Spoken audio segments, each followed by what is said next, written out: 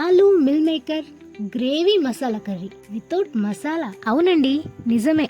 ఎలాంటి మసాలాలు లేకుండా గ్రేవీగా కర్రీ చేసేద్దాం. వీడియో లాస్ట్ వరకు తప్పకుండా చూడండి. అలాగే కాస్త సపోర్ట్ చేయండి ప్లీజ్. బాణలిలో 4 టేబుల్ స్పూన్ల ఆయిల్ వేసి 1 టేబుల్ స్పూన్ ఆవాలు వేసుకోవాలి. ఆవాలు వేగాక సన్నగా కట్ చేసిన ఉల్లిపాయ ముక్కలు వేసి వేపుకోవాలి. ఇప్పుడు 10 నుంచి 12 వెల్లుల్లి రెబ్బలు వేసుకుని వేపుకోవాలి. ఆనియన్స్ గోల్డెన్ బ్రౌన్ కలర్ వచ్చిన తర్వాత 4 టమాటాలని సన్నగా కట్ చేసి వేసుకోవాలి.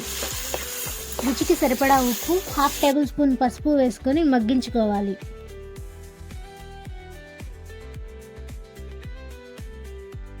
ఫైవ్ మినిట్స్ తర్వాత టమోటా ఒకటి, ఆనియన్ ఒకటి, 2 టేబుల్ స్పూన్ల పెరుగు మిక్సీ పట్టుకొని పేస్ట్లా చేసి వేసుకోవాలి.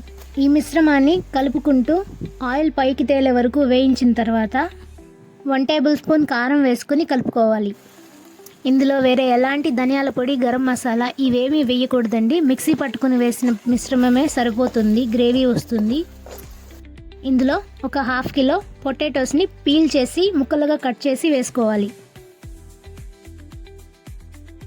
ఇప్పుడు ఒక 100 గ్రామ్స్ మిల్ మేకర్స్ని నీళ్ళల్లో నానబెట్టి గట్టిగా నీళ్ళని పిండేసి వేసుకోవాలి.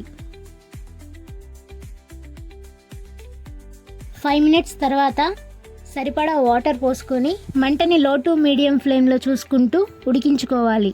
చేతితో చిదుముకుని చూసుకుంటే పొటాటోస్ ఉడికిపోయి ఉంటాయి. అప్పుడు కరివేపాకు వేసుకొని స్టవ్ ఆఫ్ చేయాలి. అంతే, ఎంతో టేస్టీ అయిన వితౌట్ మసాలాతో potato meal maker gravy curry ready.